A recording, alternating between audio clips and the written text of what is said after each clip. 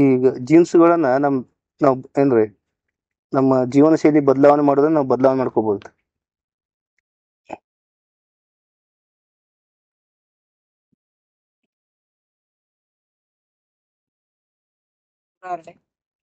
ಉದಾಹರಣೆಪ್ಪ ಅಂದ್ರ ನಿಮ್ಮ ಇದೇ ಹೇಳಿದೆ ನಾನು, ಈಗ ನಮ್ಮ ಮುತ್ತೆ ಕ್ಯಾನ್ಸರ್ ಸತ್ತಿರ್ತಾನ, ನಮ್ಮ ಅಪ್ಪನೂ ಕ್ಯಾನ್ಸರ್ ಸತ್ತಿರ್ತಾನ ಅಂತ ತಿಳ್ಕೊರಿ. ಈಗ ನಾನು ಕ್ಯಾನ್ಸರ್ ಸಾಯ್ತನಪ್ಪ ಅಂತ ಏನಿಲ್ಲ. ಈಗಿನ ವೈಜ್ಞಾನಿಕ ಸಂಶೋಧನೆ ಪ್ರಕಾರ ನಾವು ಜೀವನ ಶೈಲಿ ಅವನು ತಂಬಾಕ ಬೀಡಿ ಸೇತಿರ್ತಾನ, ತಂಬಾಕು ತಿಂತಿರ್ತಾನ, ಬೀಡಿ ಸೇತಿರ್ತಾನ, ನೂರೆಂಟು ಚಟ ಮಾಡ್ತಿರ್ತಾನ. ಅವ ಕ್ಯಾನ್ಸರ್ ಸತ್ತಪ್ಪ ಅಂದ್ರ ಅವೇ ಜೀನ್ಸ್ ನಮ್ಮಲ್ಲಿ ಬಂದಿರ್ತಾವ. ನಾವು ಕ್ಯಾನ್ಸರ್ ಸಾಯ್ತನ ವಂಶವಾಹಿನಿಯಲ್ಲಿ ಬರ್ತಾವ್ರಿ. ಹೌದು ಒಂದು ರೋಗಗಳು ಎಲ್ಲಾನು ಅಲ್ಲ, ಹಾ ಎಲ್ಲಾನು ಅಲ್ರಿ. ಕೆಲವೊಂದು ಶುಗರ್ ಅಂತ ಮೇನ್ ಅಲ್ಲ ಹಂಗ ತಿಳ್ಕೊಳಕ್ ಹೋಗ್ಬೇಡ್ರಿ. ಅದು ತಪ್ಪು ಕಲ್ಪನಾ ಅಂತ ಈಗ ಅನ್ನತಾರಿ. ಅವ್ನ್ ಬಂದ ವಂಶವಾಹಿನಿಯಿಂದ ನಿಮ್ಗೆ ರೋಗ ಬರ್ತಾವ ಸುಳ್ಳ. ನಿಮ್ಮ ಜೀವನ ಶೈಲಿ ಅವ ಕುಡಿಯೋ ಇದ್ರೆ ನೀವು ಕುಡಿದು ಬಿಟ್ರಪ್ಪ ಅಂದ್ರೆ ಯಾವ್ದು ರೋಗ ಬರ್ಲತ್ತ ಈಗಿನ ವಿಜ್ಞಾನಿಗಳು ಹೇಳ್ತಾರೆ. ಜೀನ್ಸ್ ಏನ್ ಸಂಬಂಧ ಇಲ್ಲ ಇದಕ್ಕೂ ಯಾವ್ದಕ್ಕೂ. ನಮ್ಮ ಅಭಿಪ್ರಾಯದಲ್ಲಿ ಒಬ್ಬ ವ್ಯಕ್ತಿಯ ಗುಣ ಸ್ವಭಾವಗಳು ಸಂಸ್ಕಾರಗಳನ್ನು ಅವಲಂಬಿಸಿರ್ತಾವ, ಪೂರ್ವಜನ್ಮದ ಕರ್ಮಗಳನ್ನು ಅವಲಂಬಿಸಿರ್ತಾವ ಅನ್ನೋ ನಂಬಿಕೆ ನಮ್ದು. ತಾವ್ ಇದನ್ನ ಖಂಡಿಸೋದಾದ್ರೆ ಖಂಡಿಸಬಹುದು. ಪೂರ್ವಜನ ಕರ್ಮ ಅಂದ್ರೆ ಹೆಂಗ್ರಿ ಗುರುಗಳ? ಅವ್ರ ಈಗ ಕ್ಯಾನ್ಸರ್ ಬರ್ತೈತಪ್ಪ ಅಂದ್ರ ಏನ್ರ ಹಿಂದಿನ ಜನ್ಮ ಕ್ಯಾನ್ಸರ್ ಅದು ಯಾವ್ದೇ ಒಂದ್ ರೋಗ ಇರ್ತವ್ರಿ.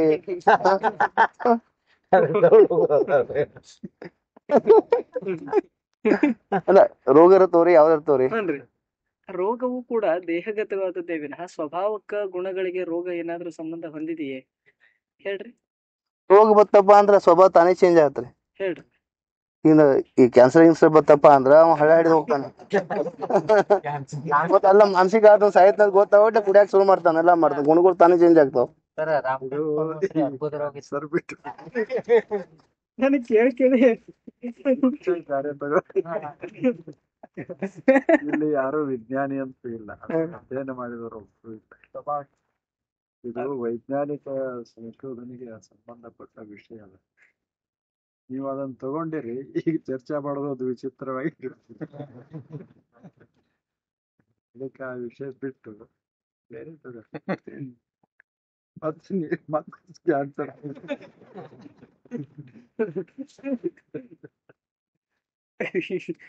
ಒಂದು ಜರ್ಮನಿ ಸೈಂಟಿಸ್ಟ್ ಈಗ ಒಂದು ವಾರದಿಂದ ಮಾಡಿದ್ದಾರೆ. ಅಂದ್ರೆ ಮನುಷ್ಯಂದ ಏನು ಫೇಲಿಯರ್ ಅದನ್ನ ಫೇಸ್ ಇದರಿಂದ ಟ್ರಾನ್ಸ್ಪ್ಲಾಂಟ್ ಮಾಡೋದು, ಒಬ್ರ ದೇಹಕ್ಕೆ ಮತ್ತೊಬ್ರದ್ದು ಇದು ಮಾಡೋದು ಸಕ್ಸಸ್ ಆಗಿತ್ತು ಒಂದು ವಾರದಲ್ಲಿ. ಫಸ್ಟ್ 1970 ಅಮೆರಿಕದೊಳಗಾಗಿತ್ತು. ಕೆಲವೊಂದಿಷ್ಟು ಅಷ್ಟೇ ಸಕ್ಸಸ್ ಆಗಿತ್ತು, ಅದು ಕಂಪ್ಲೀಟ್ ಇದು ಆಗಿತ್ತು. ಬಟ್ ಈ ಒಂದು ವಾರದಿಂದ ಏನವ್ರು ಡಿಕ್ಲೇರ್ ಮಾಡಿದಾರಲ್ಲ, ಈಗ ಈ ಸತ್ ಟ್ರಾನ್ಸ್ಪ್ಲಾಂಟ್ ಮಾಡ್ಬೋದು 100%.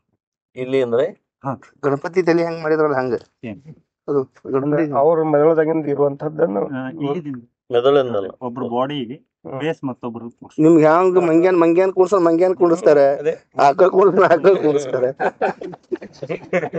ಯಾವ್ದು ಇಲ್ರಿ ಹಂಗೆ ಅದು ಅಲ್ಲ ಗಣಪತಿದ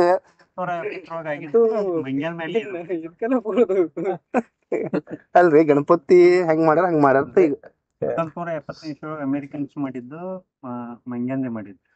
ಮಂಗ್ಯಾನ್ ಅದು ಒಂದು 12 hours ಅಷ್ಟೇ ಸರ್ವೈವ್ ಆಗಿತ್ತು. ಅಂದ್ರೆ 2-3 ತರ ಅಷ್ಟೇ ಸೆನ್ಸೇಷನ್ ಇದು ಆಗಿದೆ. 12 hours ಆದ ನಂತರ ಅದು ಇದು ಆಗಿತ್ತು. ಬಟ್ ಈಗ ಏನ್ ಮಾಡಿದಾರಲ್ರಿ 100% ಅದು ಸಕ್ಸಸ್ ಮನುಷ್ಯರಿಗೆ ಮಾಡಿದ. ಅಂದ್ರೆ ಮನುಷ್ಯರಿಗೆ ಇನ್ನೂ ಮಾಡಿಲ್ಲ, ಬಟ್ ನಾವು ಬೇರೆ ಬೇರೆ ಇಲಿ ಇವು ಕೆಲವೊಂದು ಮಂಕುಗಳು ಒಂದು ಸಿಮಿಲಾರಿಟಿ ಇರ್ತಾವ್ರಿ, ಅದ್ರ ಮೇಲೆ ಮಾಡ್ಯಾರ. ಬಟ್ ಮನುಷ್ಯನ್ ಮಾಡ್ಲಿಕ್ಕೆ ನಾವು ಈಗ ರೆಡಿ ಇದೇವೆ ಅಂತ ಹೇಳ್ಯಾರ. ಪ್ರಯೋಗಕ್ಕೆ ಮಂಗ್ಯಗಳು ಬೇಕ್ರಿ.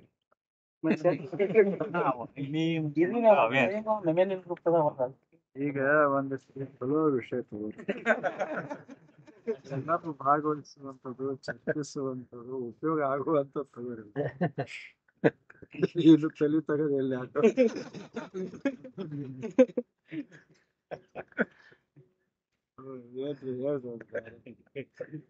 ಯುವಕರು ಸಂಸ್ಕೃತಿ ಹೇಳ್ಬರ್ರಿ.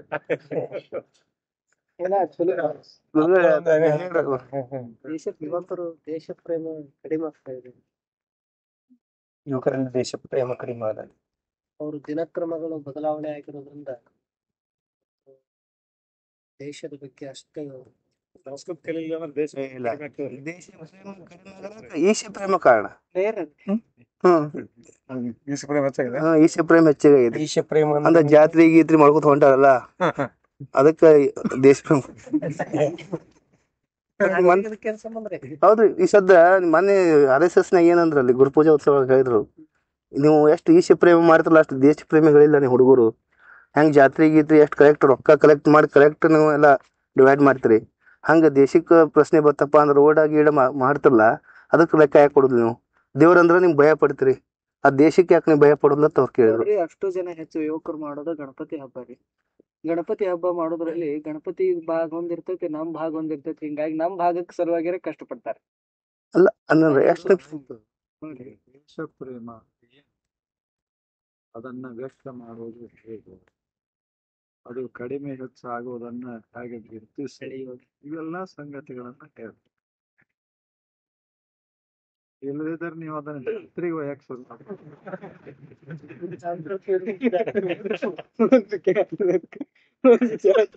ಪ್ರಾಥಮಿಕವಾಗಿ ದೇಶ ಪ್ರೇಮ ಅಂದ್ರೆ ಏನು ಮಾಡ್ಬೇಕು ಅದು ಹೇಳಿಲ್ಲ. ಈಗ ಒಂದು ವಸ್ತು ಇದ್ರೆ ನಾವು ಪ್ರೀತಿಸ್ತೇವೆ ಅಂದ್ರೆ ಅದನ್ನ ಸರಿಯಾಗಿ ಕಾಳಜಿ ಪೂರ್ವಕ ಅದನ್ನ ಬಳಸ್ತೇವೆ ಅಂತ ಅದರ ಅರ್ಥ. ಅದು ಕೆಡದಂತೆ ಕಳೆಯದಂತೆ ನಾಶವಾಗದಂತೆ ನಾವು ನೋಡ್ಕೋತೇವೆ. ದೇಶ ಪ್ರೇಮ ಅಂದ್ರೆ ಏನು, ಏನ್ ಮಾಡುದು? ಮೋಸ್ಟ್ ಇಂಡಿವಿಜುವಲ್ ಆಗ್ತಾ ಇದ್ದಾರೆ, ಸ್ವಾರ್ಥ ಭಾವನೆ ಹೆಚ್ಚಾಗ್ತಾ ಇದೆ. ದೇಶ ಪ್ರೇಮ ಅಂತಂದ್ರೆ ದೇಶವನ್ನು ಅಭಿವೃದ್ಧಿಪಡಿಸಿ ಒಂದು ದೇಶದ ಸರ್ವಾಂಗೀಣ ಅಭಿವೃದ್ಧಿ ಪಡಿಸ್ಬೋದೇ ದೇಶ ಪ್ರೇಮ. ಒಬ್ಬ ವ್ಯಕ್ತಿಯಲ್ಲಿ ಸರ್ವಾಂಗೀಣ ಅಭಿವೃದ್ಧಿ ಮಾಡ್ಲಿಕ್ಕೆ ಆಗ್ತದೇನೋ? ದೇಶದ ಮೇಲೆ ಅಭಿಮಾನ, ದೇಶವನ್ನೇ ಸರ್ವಾಂಗೀಣ ಅಂದ್ರೆ ರೀ, ಒಂದು ನಿರ್ದಿಷ್ಟ ಭೂ ಪ್ರದೇಶ, ಆ ಪ್ರದೇಶದಲ್ಲಿರುವಂತಹ ಪರಿಸರ, ಅಲ್ಲಿರುವಂತಹ ಸಂಸ್ಕೃತಿ, ಇವುಗಳನ್ನ ಕುರಿತು ತಾಳುವಂತ ಅಭಿಮಾನ, ಇವುಗಳನ್ನ ಪ್ರೀತಿಸೋದು, ಇವುಗಳ ರಕ್ಷಣೆಗಾಗಿ ಪ್ರಯತ್ನಿಸೋದು ದೇಶ ಪ್ರೇಮ.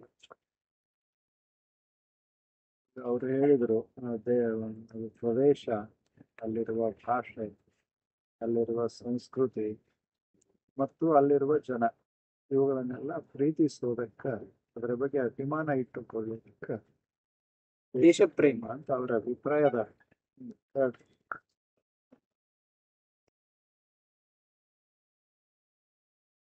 ಯಾರೇ ಇನ್ನೊಬ್ರು ಆಕ್ರಮಣ ಮಾಡಿದ್ರು, ಬಗ್ಗೆ ಅವಹೇಳನ ಮಾಡಿದ್ರು ಅಂದಾಗ ಆ ವ್ಯಕ್ತಿ ಪ್ರತಿಕ್ರಿಯಿಸ್ತಾ ಇದ್ದ ಅಂದ್ರೆ ದೇಶ ಪ್ರತಿಭಟನೆ ಮಾಡೋದು.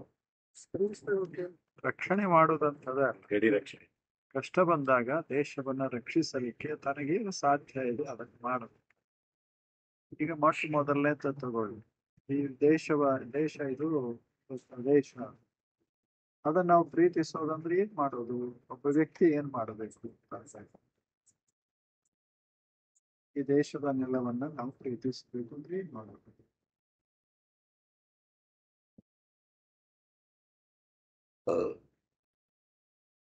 ಇದ ನೆಲ ಮುಟ್ಟಿ ನಮಸ್ಕಾರ ಮಾಡಬೇಕು. ಮತ್ತೊಬ್ರು ಅದಕ್ಕ ಮಾಡ್ಬೇಕು. ಹೆಂಗ ನೀವು ಮುಂಜಾನೆ ಸೂರ್ಯಗ ನೀವು ಎಂದ್ ಮಾಡಿರ ನೀವು? ಮಾಡ್ತಾರ ಅದನ್ನ ನಮ್ ಭೂಮಿ ತಾಯಿ ಅಂತ ಹೇಳಿ ನಮಸ್ಕಾರ ಮಾಡ್ಬೇಕು. ಮಾಡ್ತಾರ ಇಲ್ಲ ನೀವು ಮಾಡ್ಬೇಕು.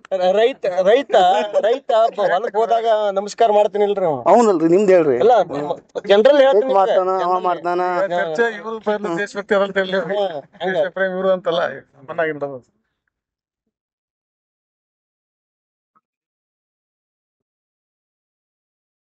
ಪ್ರದೇಶವನ್ನು ನಾವು ಪ್ರೀತಿಸಬೇಕು, ಅದ್ರ ಬಗ್ಗೆ ಅಭಿಮಾನ ತಾಳಬೇಕು ಅಂದ್ರೆ ಏನು ಮಾಡಬೇಕು?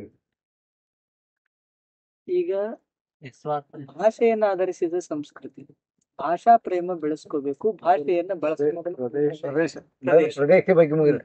ಒಬ್ರು ಆಕ್ರಮಣ ಮಾಡುವುದನ್ನ ಪ್ರತಿಭಟನೆ ಮಾಡ್ಬೇಕು. ಪ್ರತಿಭಟನೆ ಮಾಡದೇ ಇರುವಾಗ ಶುಚಿಯಾಗಿ ಇಟ್ಕೋಬೇಕು, ಸಮೃದ್ಧವಾಗಿ ಬೆಳೆಸ್ಬೇಕು, ಭೂಮಿಯನ್ನ ಸಮೃದ್ಧಿಗೊಳಿಸೋದ್ರಿ. ಭೂಮಿಯಲ್ಲಿ ಎಲ್ಲಿಗೆ ಬಂತು ಗೊತ್ತದನ?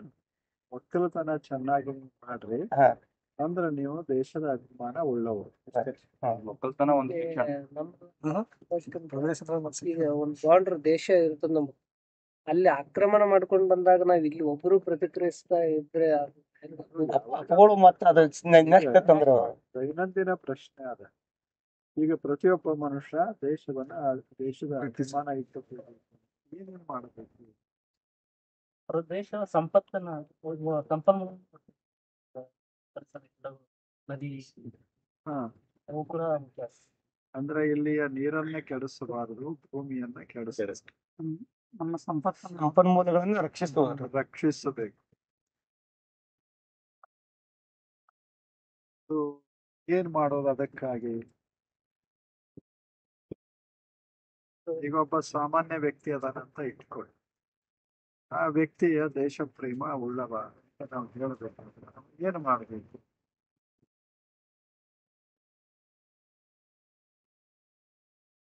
ನೀರನ್ನ ಕೆಡಿಸಬಾರದು ಅಂದ್ರೆ ಅವ ಏನ್ ಮಾಡವ? ಅದು ಮತ್ತೆ ಬೇರೆ ಆಯ್ತು. ಈಗ ಒಬ್ಬ ಸಾಮಾನ್ಯ ಮನುಷ್ಯ ಅಂತ ನಾವು ತಗೊಂಡ್ವಿ, ಬಾಜು ಜಗಳ, ನಮ್ದಲ್ಲಿ ಜಗಳ. ಹಾ ಅಲ್ಲ, ಪ್ರದೇಶಕ್ಕೆ ಸಂಬಂಧ.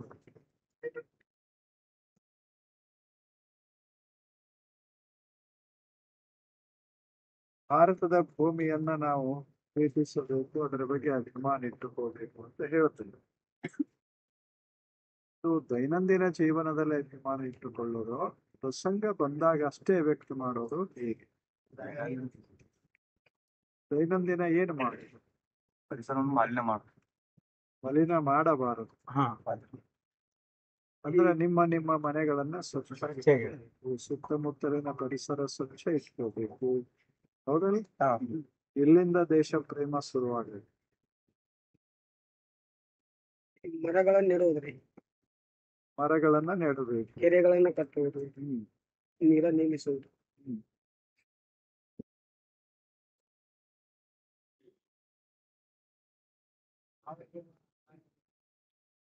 ಭೂಮಿಯನ್ನ ಕೆಡಿಸಬಾರದು. ರಾಸಾಯನಿಕ ಪದಾರ್ಥಗಳ ಈಗ ಕೆರಿ ನಮ್ಗೆಲ್ಲ ಕಟ್ಲಾಕ ಕೆರಿ ಕಟ್ಟುದತ್ ಹೇಳ್ತಾರೆ, ಅದು ಎಲ್ಲ ಗೌರ್ಮೆಂಟ್ ಮಾಡ್ಬೇಕಾಗತ್ತೆ. ನಾವು ಕೆರಿ ಕಟ್ಕೋತ ಹೆಂಗ ಪೇಂಟ್ ಮಾಡೋದು ನಮ್ಮ ಮನೆ ಯಾರೇ ಕಟ್ಟಿ ಕೊಡ್ತಾರ? ಇಂಜಿನಿಯರ್ ಮಾಡೋದು.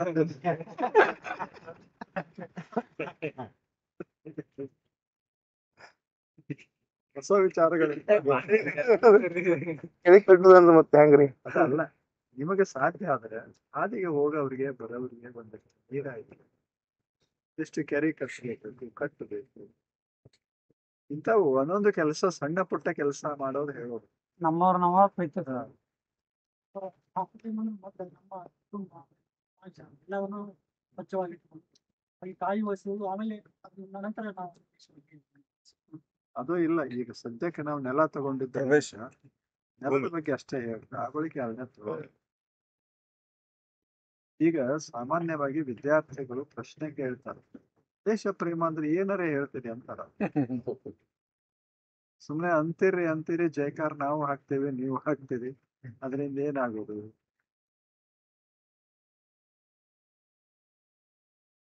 ದೇಶಕ್ಕೆ ಗಂಡಾಂತರ ಬಂದಾಗ ಸಾಮಾನ್ಯವಾಗಿ ಅದೊಂದು ಪ್ರವಾಹ ಶುರುವಾಗ್ತದೆ, ಭಾವನಾ ಪ್ರವಾಹ. ಅದು ಎಲ್ಲರೂ ತಯಾರಣೆ ಆಗ್ತಾರ, ಅದು ಬೇರೆ. ನಾವು ದೈನಂದಿನ ಜೀವನದಲ್ಲಿ ದೇಶ ಪ್ರೇಮವನ್ನು ವ್ಯಕ್ತ ಮಾಡಬೇಕಾದ್ರೆ ನೆಲದ ದೃಷ್ಟಿಯಿಂದ ಏನು ಮಾಡ್ಬೇಕನ್ನೋದು ಪ್ರಶ್ನೆ ಅದ. ಅದಕ್ಕೆ ತಾವು ಹೇಳಿರಿ ಚೆನ್ನಾಗಿ, ಅದು ನಮ್ಮ ಮನೆ ಸ್ವಚ್ಛ ಇಟ್ಕೋಬೇಕು. ನಮ್ಮ ಮನೆ ಸ್ವಚ್ಛ ಇದ್ರೆ ನಮ್ಮ ದೇಶ ಸುಂದರ ಕಾಣಿಸ್ತದೆ. ನಮ್ಮ ಸುತ್ತಮುತ್ತಲಿನ ಪರಿಸರ, ನಮ್ಮ ಊರ, ಇವೆಲ್ಲ ನಿರ್ಮಲವಾಗಿತ್ತು ಅಂದ್ರೆ ನಾವು ಈ ದೇಶವನ್ನ ಪ್ರೀತಿಸ್ತೇವೆ ಅಂತ ಅದರ ಅರ್ಥ. ಈಗ ತಾವು ಹೇಳ್ತಾ ಇರೋದು ಈಗ. ಆದ್ದರಿಂದ ಅಲ್ಲಲ್ಲಿ ನೀರಿನ ಸರೋವರಗಳಿರಬೇಕು, ನೀರಿನ ಏನಂತಾರ ಸಂಗ್ರಹ ಇರಬೇಕು. ಅಲ್ಲಿಂದ ಭೂಮಿ ಸ್ವಚ್ಛ ಆಗಿರಬೇಕು, ಅಂದ್ರೆ ಒಳ್ಳೆದನ್ನೇ ಬೆಳಿಬೇಕು, ಕೆಟ್ಟದ್ದನ್ನು ಬೆಳಿಬಾರ್ದು. ಕೆಮಿಕಲ್ಸ್ ಯಾವ ಬಳಸಬಾರ್ದು, ನೆಲವನ್ನ ಕೆಡಿಸಬಾರ್ದು, ವಾತಾವರಣ ಕೆಡಿಸಬಾರ್ದು. ಇಷ್ಟೇ ಅಲ್ಲ ನೀವು ಹೇಳ ಆಗ್ಬೋದ? ಎಲ್ಲಿಂದ ಅದು ದೇಶ ಪ್ರೇಮ ಶುರು? ನಾವ್ ಎದ್ದು ನಮ್ಮ ಮನೆ ಕಸ ಹೊಡೆಯದೇ ಇದ್ರೆ ನಮ್ ದೇಶ ಪ್ರೇಮ ಇಲ್ಲ ಅಂತ ತಿಳ್ಕೊಬೇಕು. ಯಾಕ್ರಿ ಸರ್? ಉಳುತ್ತಲ್ಲ, ದಿಲ್ಲಿಗೆ ಏನು ಹೋಗ್ಬೇಕಾಗಿಲ್ಲ, ಪಾಕಿಸ್ತಾನಕ್ಕೆ ಹೋಗ್ಬೇಕಾಗಿಲ್ಲ, ಮನೆಗೆದ್ದು ಮಾರು ಮನೆ ಹುಡುಗಬೇಕಾಗ್ತದೆ. ಮನೆ ಗೆದ್ದು ಮಾನ ಗೆಲ್ಲು. ಅದಕ್ಕೆ ಮೊಟ್ಟ ಮೊದಲನೇದು ಗ್ರಾಮ ನಿರ್ಮಲ ಮಾಡಬೇಕು. ನಮ್ಮ ಗ್ರಾಮಗಳನ್ನ ಸುಂದರಗೊಳಿಸಬೇಕು. ಅಲ್ಲಲ್ಲಿ ಗಿಡ ಗೆಂಟಿಗಳು ಇದೆಲ್ಲ ಬೆಳೆಸಿರ್ಬೇಕು. ತೋಟ ಪಟ್ಟಿಗಳು ಎಲ್ಲವೂ ಸುಂದರ ಆಗಿರುತ್ತೆ. ನೋಡ್ಬೇಕು ಜನ ಬಂದು. ಅವಾಗ ನಮ್ಮ ದೇಶ ಸುಂದರ ಮಾಡಿದ ಅಭಿಮಾನ ನಮ್ಗೆ ಇಲ್ಲ.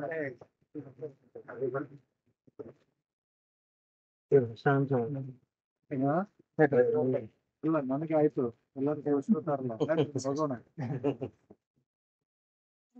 ಹೋಗೋದ್ರೆ ಬೆಳಗ್ಗೆ ಮುಂದುವರ್ಸುವ.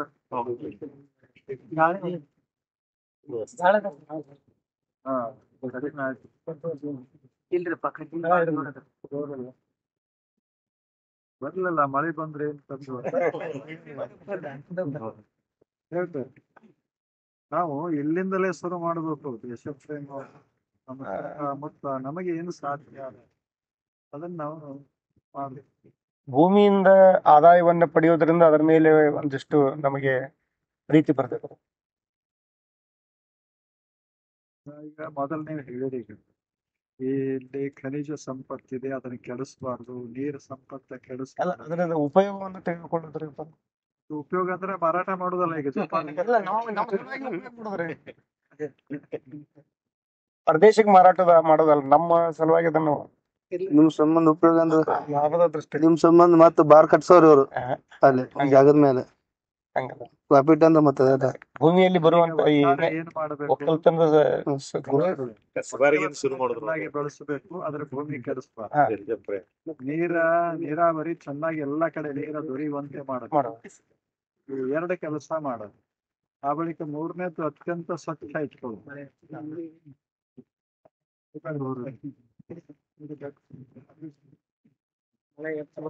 ಇವ್ರಿಗೆ ಕೊಟ್ರೆ ಬೇರೆಯವರ ಜೋರಾಗು ಚಾನ್ಸ್ ಅತಿಕ್ರಮಣ ಮಾಡದೆ ಜೋರಾಗು ಚಾನ್ಸ್